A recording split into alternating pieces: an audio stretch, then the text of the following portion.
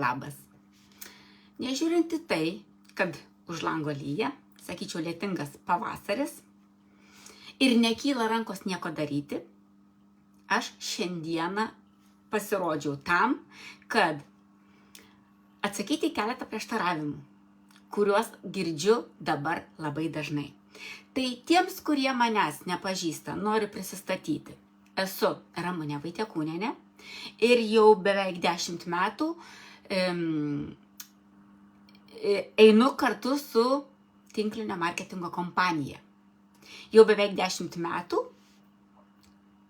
kaip būtų galima pasakyti, dirbu savo. Tai va, tai žinoma, jūs tikriausiai suprantat, kad prieštaravimai bus būtent šią temą.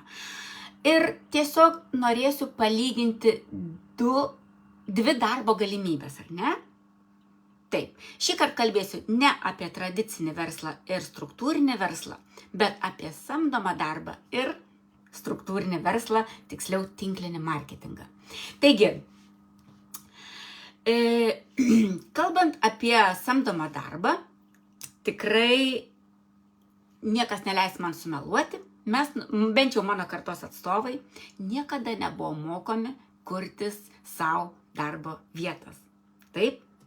Mes visą gyvenimą nuo pat vaikystės buvome mokomi ko?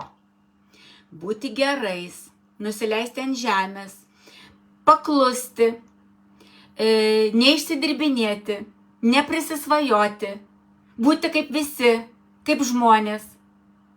Ir jau gink Dieve neprisifantazuoti kažkokių tai nebūtų dalykų. Taigi, svarbiausias mūsų tikslas turėjo būti gerai mokytis ir gauti gerą darbą. Tai va, tai mes to ir išmokom, ar ne? Mes mokėmės daug metų, po to baigė gimnazijas, vidurinės mokyklas, mes stojome kažkur tai dar pasimokyti, ar ne? Ir galiausiai gavome mėgstamus darbus. Tai va, tai šiandieną šitas mano postas bus galbūt ne tiems, kurie tikrai iš viso širdies mėgsta savo darbą. Bet kreipiuosi į tuos, kurie eidami į darbą galvoja, ir vėl į darbą. Ir kai, va, būtent šiandien ryte irgi perklausiau, manęs paklausė, kaip jautiesi, kaip tavo rytas, sakau, kaip visada nuostabiai. O kaip tavo? Sako, aš einu į darbą. Tai ką tai reiškia? Vadinasi, žmogus nėra laimingas. Jis eidamas į darbą nėra laimingas. Taigi kreipiuosi šiandien į jūs. Mielieji, žinokite, yra toks verslo modelis, kur nereikia investicijų. Arba jeigu reikia, tai jos yra ne 10 tūkstančių, 20, 30 ir milijoninės. Yra toks verslo modelis, kur geriausiu atveju kažkuri kompanija gali pasiūlyti startinį paketą įsigyti, ar ne? Tai va, tai jeigu tu nori susikurti savo darbo vietą, neturi tiek, kaip aš sakau, išmonės, kad išrasti kažką tai pasauliui, dviratis jau išrastas ar ne, neturi tiek finansų, 20-30 tūkstančių, kad galėtum įrengti savo kavinę, savo kirpyklą, savo dar kažką tai, tau reikia tiesiog susirasti tau patinkančią tinklinio marketingo kompaniją. Bet aš dabar noriu tave įspėti. Lengva nebus. Tikrai reikės dirbti. Labas Neringute. Ir dirbti reikės labai daug. Va tai ties čia dabar ir norėčiau padetalizuoti. Todėl, kad esam išmokyti dirbti kažkam, ar ne? Ir dirbame gerai nusiteikę nuo 8 iki 5, kur kažkoks tai dėdė kažkada sugalvojo, kad reikia dirbti nuo 8 iki 5. Kodėl? Kodėl kažkas kažkada sugalvojo, kad reikia dirbti nuo 8 iki 5? Ir paskutinės minutės dažniausiai darbe kokios būna? Va, skrolinimas telefone arba internete. Tai aš jums turiu puikią idėją.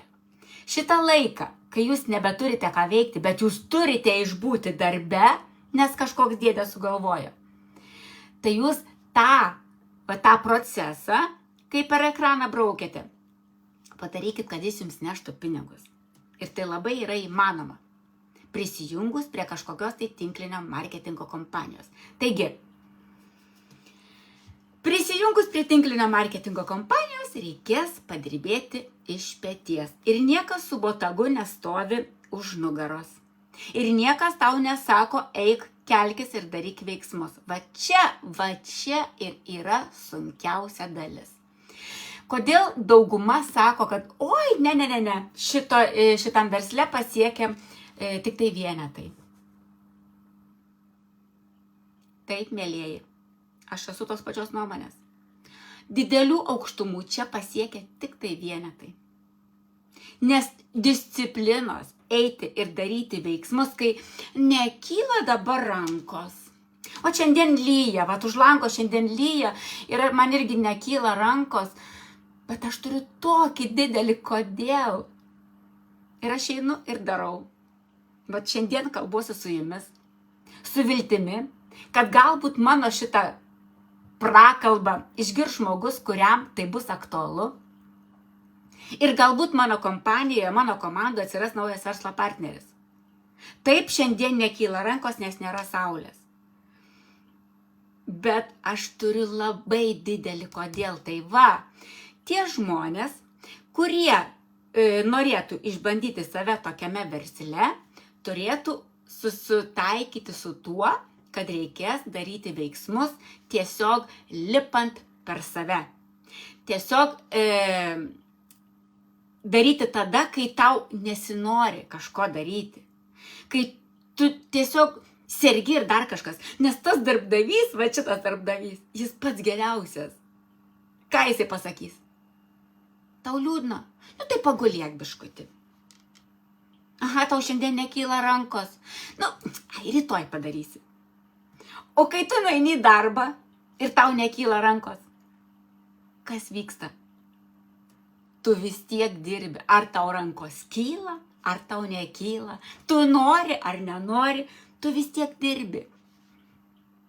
Tai dar tik tai noriu pasikartoti, kad jeigu ten, kur tu esi, yra nemiela, jeigu tavo darbas tau nemielas, aplinka, kurioje tu dirbi, tau nemiela, visada yra dar viena galimybė.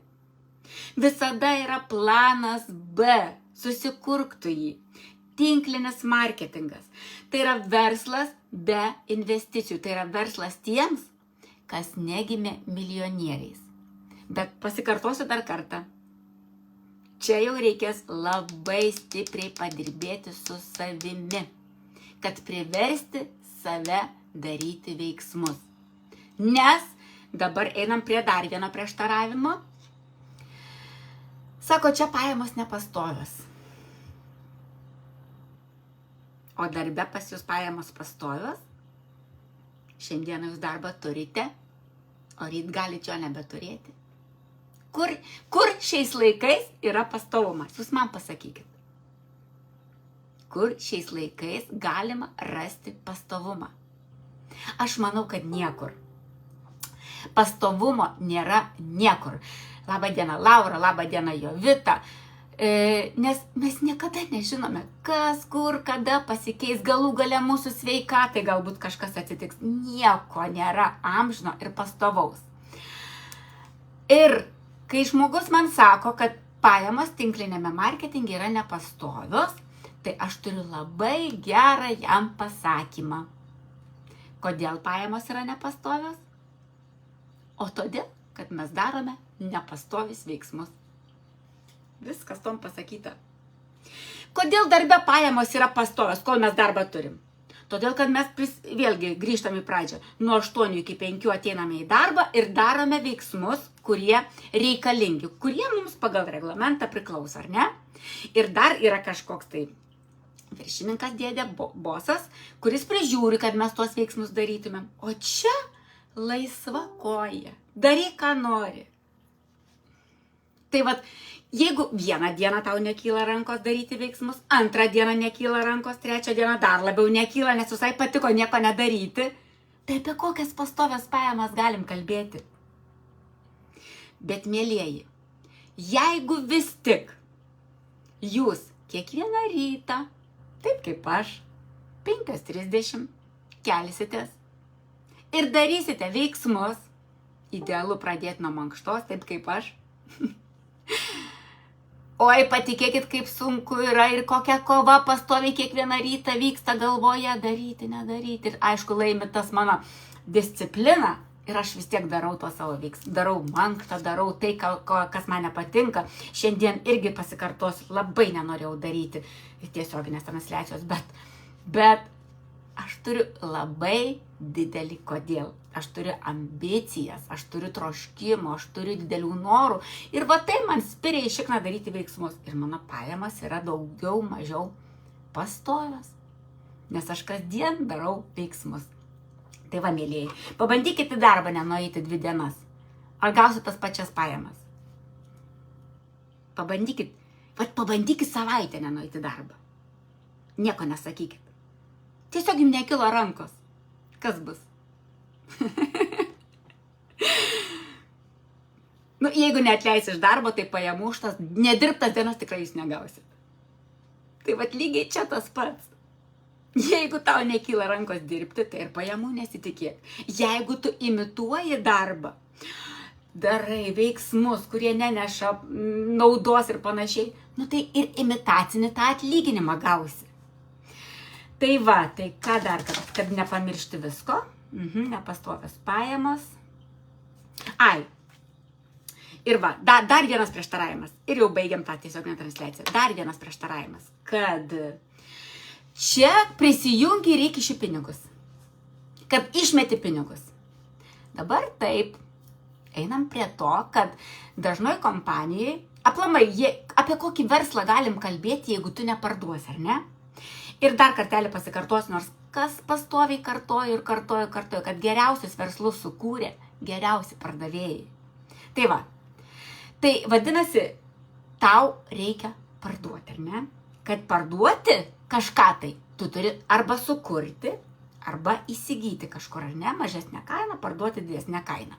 Dabar taip, tu įsigijai produktą, ar ne? Ir yra tokių žmonių, kur man netgi yra rašę asmeniškai, galbūt pakomentavę kažką to po postų, kad kažkokiai tai kompanijai prisijungė, žodžiu, paskui reikėjo kišti produktus ir paskui, žodžiu, išmetė pinigus į balą. Tai dabar aš paneigsiu šitą faktą.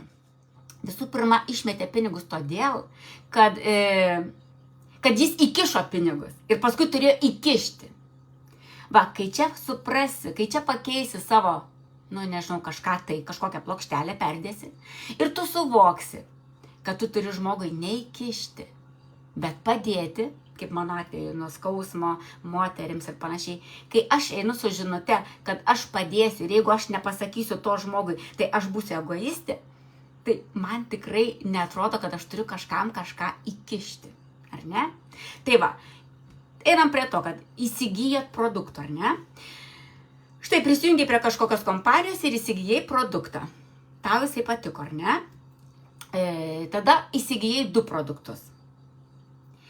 Vieną produktą tu naudoji pats, o kitą parduodi katalogo kainą. Taip? Nes tau jisai patiko, aš kalbu apie pamėgtus produktus. Už tuos pinigus, kur tu pardavai produktą, tu gali įsigyti jau 2 produktus, kuriuos abudu parduosi. Taip, veiksmas ir vyksta. Bet tik pamėgtą produktą. Tavo melą, jeigu tu mėginsi parduoti tai, ko tu nemėgsti ir neišmėginai, nepaeis. Pardavęs tuos 2 produktus, jau turi pinigų 3 produktams. Ir juos taip pat gali parduoti. Ir taip toliau, ilgainiui rasis pajamos ne tik tai produktams įsigyti. Ir ar čia jūs matot išmestus pinigus? Aš tai nematau. Jeigu tu įsigyji produktą grožiui ir sveikatai, tai argi tai yra išmesti pinigai? Tu naudoji pats tą produktą. Žiūrėkit, kai mes nueiname į Maksimą ir prisiperkam visokių nesąmonių, ar ne, kartais sąmonių, ar nors vienas pasakė, kad išmečiau pinigus. Ne. Taigi jūs naudojate šitos produktus. Jūs valgot, jūs tepate savo. tai, ką mes sunaudojam, tai nėra išmesti pinigai. Tai va, tai pirmiausiai pakeičiam tenai tas plokšteles, suprantam, kad einam mes į žmonės norėdami padėti, kad mes nekišam, o padedam ir kad neišmetam lauk pinigų, bet investuojam į grožį ir sveikatą. Pasakysiu, vakar dar vieną komplimentą gavau. Tokį. Iš moters beje. Iš vyrų, tai čia mes žinom, ar ne, mes visi sulaukiam jų ir aš tai visą laiką galvoju, kad jie truputėlį pataikauja. Sako, tu nesileidi botokso. Sakau, ką? Tai va, tai žinokit, tikrai nesileidžiu, tos nauji veido bruožai, jie neišvengiami, bet jeigu juos įmanoma trupučiuką primažinti, tai aš žinau vietą, kur galima įsigyti, kol kas be nenaudojant jokių injekcijų. Tai va, tai buvo toks geras vakar komplimentas, nuotaikos pakėlimas ir dabar tikriausiai atsakiau į visus prieštaravimus dėl nepastovių pajamų, dėl išmestų pinigų ir dėl to, kad visada yra dar vienas variantas. Jeigu tu jauti, kad ten, kur tu esi, tau nemiela, kad aplinka, kurioje tu esi, tau nemiela, gyvenimas per trumpas, gyventi tiesiog, gerai, gerai yra. Aš kažkada irgi, mano darbas man tiko ir patiko, bet šalia to atsirado tinklinis marketingas. Ir po truputėlį, koks ten per truputėlį, per 2 metus, jis tapo pagrindinėmis mano pajamomis. Tai va, tai žodžiu, tau irgi rekomenduoju, jeigu tu jautiesi negerai ten, kur tu esi, arba žinai žmonių, kurie jaučiasi negerai, kur yra, tu visada žinok, kad yra verslas tiems, kurie negimė milijonieriais. Ir jeigu tave domina grožio ir sveikatinimo produktai, būtent kompanija, su kuria aš dirbu, tai kviečiu į savo komandą. Kviečiu parašyti man arba bet kuriam žmogui, kurį tu pažįsti, kuris yra susijęs savo veiklą su šita kompanija. Ir einam tuo keliu. Ir mėgaujamės gyvenimu. Ir nepamirškite. Dirbti reikės tikrai labai daug. Tai va, tai ta linksma gaidelė. Lietingą dieną, atsisveikinsiu, palinkėsiu nuostabaus, produktyvaus, turiningo savaitgalio ir laukim pavasario, visai ne už kalnų.